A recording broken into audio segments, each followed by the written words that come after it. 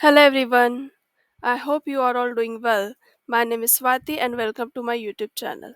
In this video we will be talking about history of Python. This is my second video of Python 0 to Hero series. If you haven't subscribed to this channel so far, then please do it. I'm sure by the end of the series you will be having a great confidence in the Python and you will not only just interview ready but will be the job ready person. So, in our first video, we understood the Python, that what is Python and why it is so popular. Today, let's step back in time and see see how Python was born, who created it, and versioning of Python. So, as discussed, Python is created by Guido von Rossum and first released in 1991. So, one by one, we will be taking a tour to how Python is created and history of Python. So, in the late 1980s, Python is conceived. That is, in the idea was conceived. In 1980s, Guido van Rossum, a Dutch programmer, was working at Centrum Wiskunde and Informatica in the Netherlands. Guido van Rossum एक Dutch programmer थे जो Netherland में Centrum Wiskunde and Informatica company में काम करते थे. ठीक है. He was contributing to the ABC language. ABC एक लैंग्वेज है which is used for prototyping and teaching and programming students, which is designed for teaching and programming. ठीक है. एंड प्रोटोटाइपिंग मतलब क्या होता है कि कोई बड़ी चीज करने से पहले, जैसे कि कोई बड़ा ब्रिज बनाना है या फिर कुछ भी ऐसा बड़ा बनाना है, उसके पहले उसका छोटा वर्जन देख बनाकर देखो. दैट अगर कुछ होता है इन केस उस छोटे वर्जन में तो हम उसको सुधार सकते हैं. एंड जब हमारा प्रोटोटाइप पूरा क्लियर हो जाता है, then we will be starting to build a bridge. Okay. So ABC language क्या करती थी? Use for designing. किसके लिए डिजाइन की गई थी? टीचिंग एंड प्रोग्रामिंग के लिए यूज की थी एंड प्रोटोटाइपिंग के लिए. सो ग्यूडो जो है उनको एबीसी की जो सिंप्लिसिटी है वो पसंद आई. Guido like ABC simplicity but found it lacks extensibility. Extensibility मतलब क्या होता है कि एक्सटेंड, किसी लैंग्वेज को एक्सटेंड करना, उसमें फंक्शनैलिटीज ऐड ऑन करना, तो वो उसमें कमी थी. So you could not easily add new features and और यूज सिस्टम लेवल ऑपरेशंस उसमें यूज नहीं कर सकते थे. सो he started thinking about creating a new language that will be easy to read like ABC and but more powerful and flexible. So यही से एक idea का जन्म हुआ, that is to create a new language that will be very easy like ABC and but more powerful and flexible होनी चाहिए थी. ठीक है. So this was the idea of Guido von Rossum. In 1989, the birth of the project. During the Christmas holiday in December 1989, Guido von Rossum started working on a new scripting language as a hobby project to keep himself busy. Christmas की छुट्टियां थी और वो चाहते थे कि कुछ ऐसा करे जिससे वो बिजी रहे. एंड मोस्टली प्रोग्रामर्स को वही पसंद आता है, to create something new. So he started a new scripting language for as a hobby project. तो उन्होंने पाइथन लिखना शुरू कर दिया.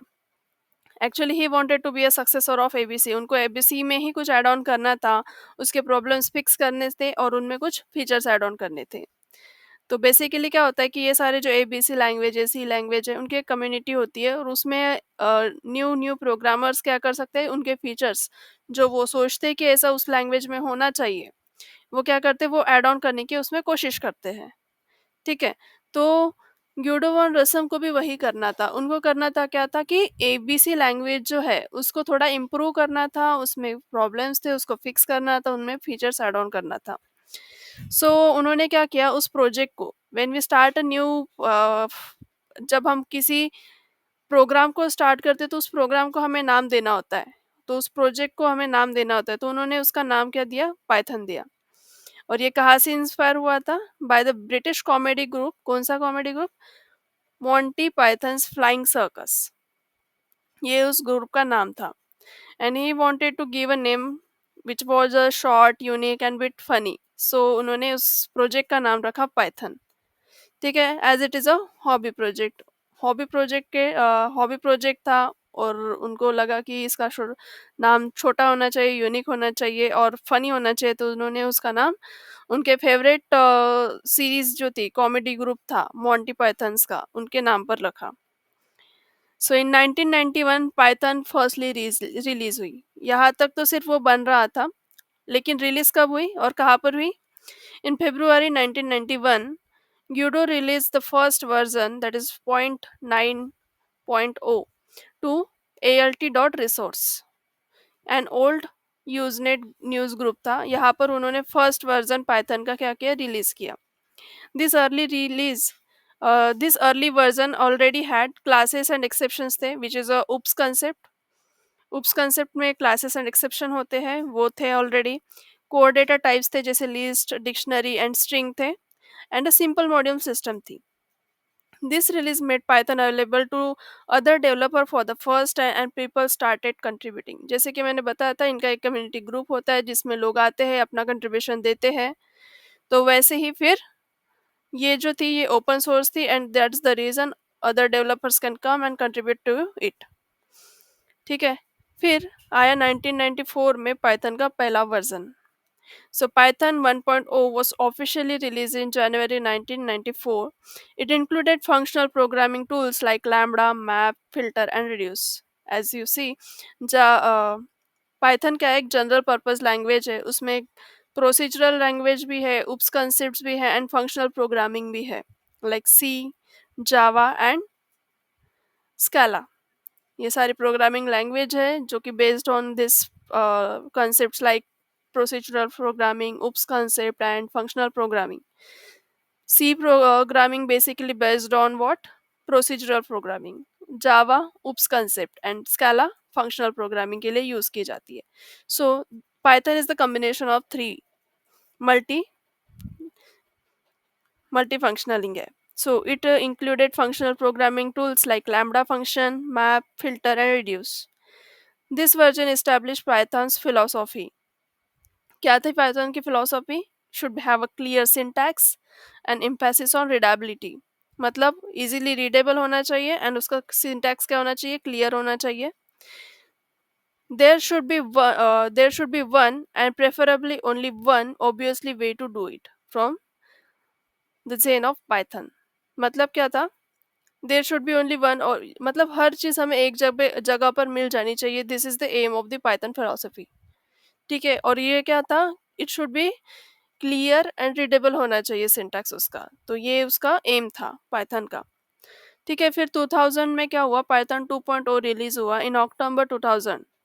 It introduces important new features like list compressions, a concise way to create a list, garbage collection, automatic memory management.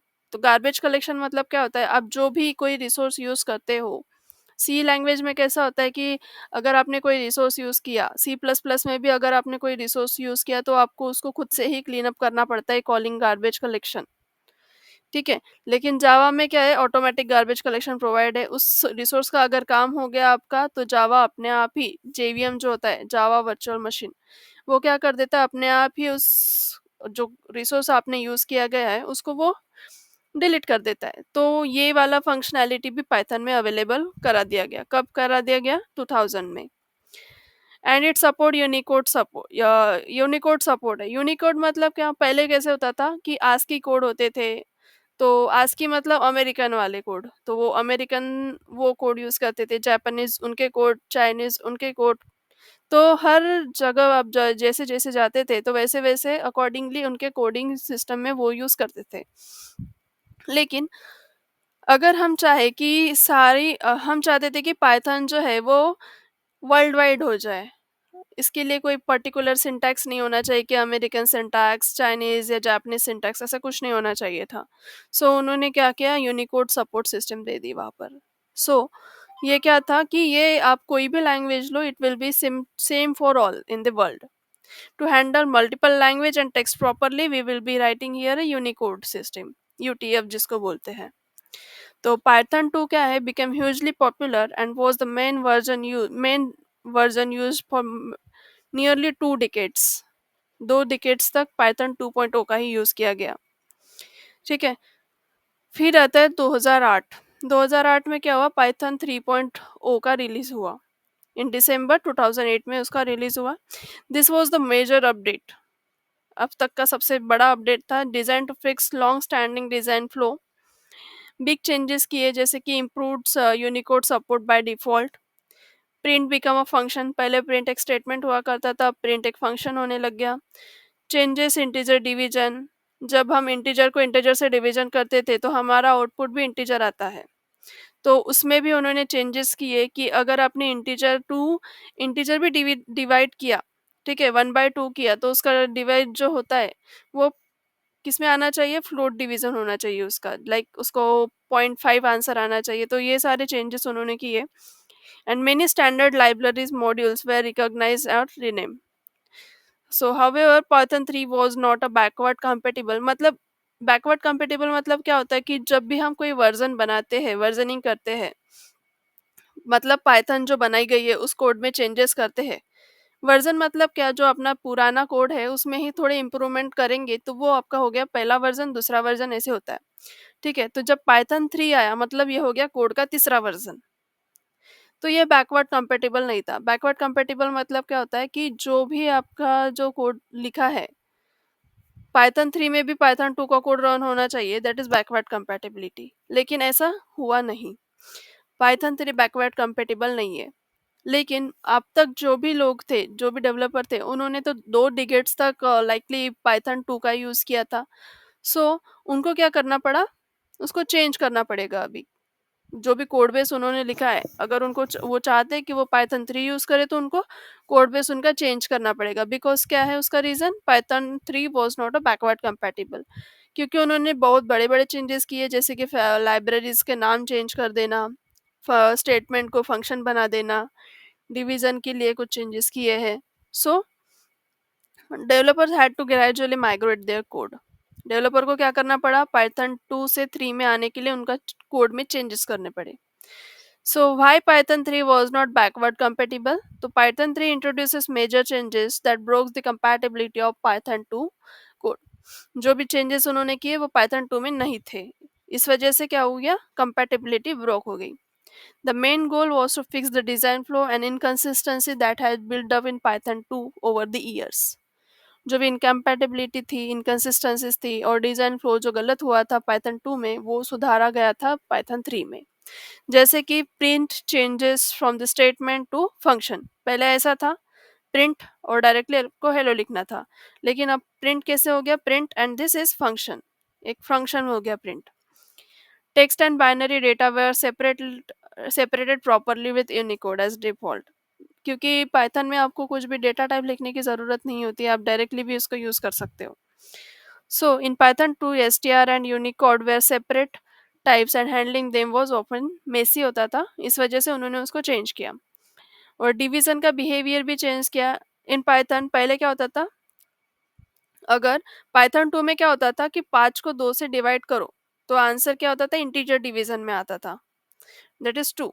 क्योंकि ये जो 5 है ये भी इंटीजर है, ये 2 क्या है ये भी इंटीजर है, तो अगर दोनों नंबर इंटीजर इंटीजर को डिवाइड कर रहे हैं तो उनका आउटपुट भी इंटीजर डिवीजन आता था। जावा में भी ऐसा ही होता है।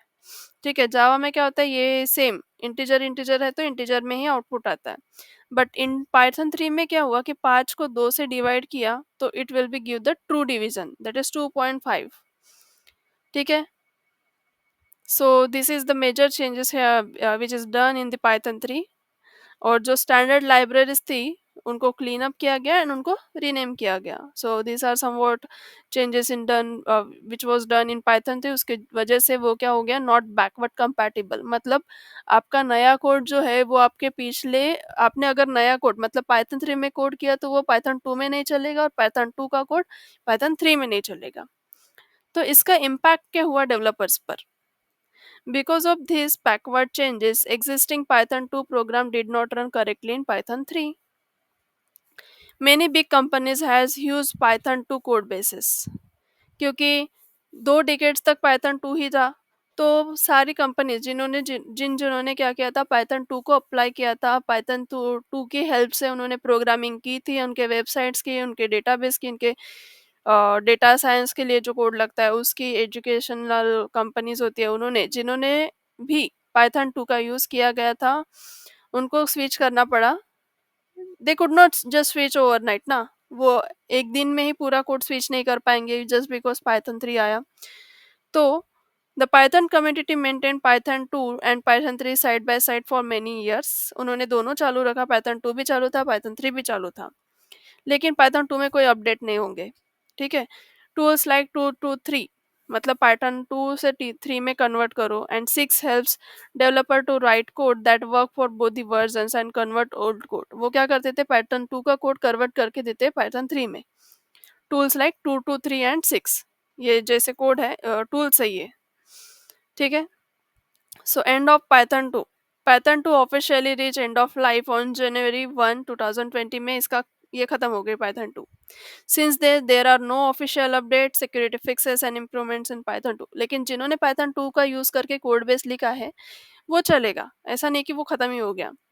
लेकिन वहाँ से कोई भी कम्युनिटी जो होती है जहाँ पे कोड बेसिस बने जाते हैं, वहाँ से कोई भी अपडेट नहीं आएगा, ना ही कोई सिक्योरिटी फिक्सेस आएंगे, ना ही कोई इम्प्रूवमेंट आएगा पाइथन 2 में। ठीक है। सो मोस्टली डेवलपर्स क्या हो गए, माइग्रेट हो गए पाइथन 3 में। नाउ अब पाइथन को कौन हैंडल करता है, who manages Python? So Python from version 2.0 on 2.1 onwards, Python is managed by Python Software Foundation, situated in Delaware, USA। USA में जो डेलावेयर है, वहाँ से पाइथन फाउंडेशन में जो लोग काम करते हैं वही उसको क्या करते हैं, हैंडल करते हैं। Okay. And it's a non-profitable organization devoted to the growth and enhancement of Python language, and the website for this is www.python.org. So this is all about the history of Python. I hope you have good understanding of Python history, but if you have still any queries or some question related to that, please feel free to drop your queries in the comment box. So, that was a quick look at how Python started as a simple hobby project and grew into one of the most powerful and popular programming language. I hope you all enjoy this learning interesting fact and Python's journey from its creator Gurdjieff von Rossum to becoming the language behind big companies and innovation today.